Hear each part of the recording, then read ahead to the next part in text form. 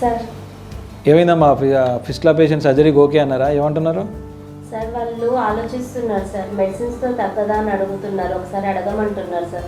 చాలామంది పేషెంట్లు మెడిసిన్స్తో తగ్గదా ఫిస్టులా అని అడుగుతున్నారు సార్. అసలు ఫిస్టులా ప్రాబ్లం అనేది మెడిసిన్స్తో తగ్గుతుందా సార్?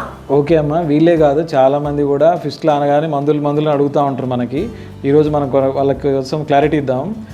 మెయిన్గా ఏంటంటే ఫిస్టులా అంటే పైల్స్కి ఫిజర్కి చాలా డిఫరెంట్ ఉంటుంది. ఇది ఎందుకంటే మలద్వారం లోపల ఇది ఏమైందంటే మోషన్ పోయే దారిలో ఒక చిన్న హోల్ అయింది అన్నట్టు, ఇంటర్నల్ ఓపెనింగ్ అంటాం. అది ఇన్ఫెక్షన్ తయారై ఒక ట్యూబ్ లాగా బయటకు వచ్చి ఏదైతే మనకి మోషన్ పోయే చుట్టూ అంతా కూడా ఒక చిన్న కురుపులాగా చీము గడ్డ రూపంలో కొన్ని సందర్భాల్లో రక్తం కూడా వస్తూ ఉంటుంది. అంటే ఈ మలద్వారానికి లోపల బయట ఉన్న ఈ బటక్స్ మధ్యలో కమ్యూనికేషన్ ట్యూబ్ అంటే ఒక గొట్టంలాగా ఏర్పడుతున్నట్టు. అంటే ఈ ఏదైతే మనకి ఈ దాన్నే ఫిస్టులా ట్రాక్ అంటాం. ఆ ట్రాక్ను మొత్తం తీసేసినప్పుడే ఈ ఫిస్టులా అనేది నయమవుతుంది. అంతేగాని మందుల వల్ల ఏమైంది అంటే చాలా మందులు ఫైబర్ అంటే జస్ట్ అది గట్టి పడుతుంది.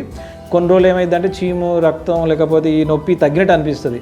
మళ్ళీ కొన్ని రోజులు అయిన తర్వాత మళ్ళీ రిపీట్ అయ్యే అవకాశం ఉంటుంది. కాబట్టి మందులు ట్రై చేయొచ్చు, కానీ మరీ ఎక్కువ రోజులు కాకుండా ఒక 1 వీక్ 10 డేస్ చూసి తగ్గపోతే వెంటనే సర్జన్ కలిసి దానికి తగ్గ ట్రీట్మెంట్ తీసుకోవడానికి బెస్ట్ ఆప్షన్. అంతేగాని ఫిస్టులా అనేది మందులతో తగ్గడం అనేది చాలా కష్టం. అంటే ఆ ట్యూబ్ ఆల్రెడీ ఒక అబ్నార్మల్ కనెక్షన్ అనేది బాడీలో ఏర్పడిపోయింది. అది తీసేసినప్పుడు మాత్రమే మనం ఫిస్టులా రిజల్ట్ రావడం అవకాశం ఉంటుంది. కాబట్టి ఒకవేళ వాళ్ళు వచ్చిన వాళ్ళు ఎవరైనా కానీ లేట్ చేయొద్దు. అంటే ఒక ట్రై చేయండి, ఒక 15 రోజులు 20 రోజులు ట్రై చేయండి. తగ్గలేనప్పుడు మీ సర్జన్ కలిస్తే ఎగ్జామినేషన్ కానీ ఎంఆర్ఐ కానీ చేసి మీకు ఆ ఫిస్టులా ఉన్న ప్రాబ్లమ్ని క్లియర్ చేస్తారు. ఓకేనా?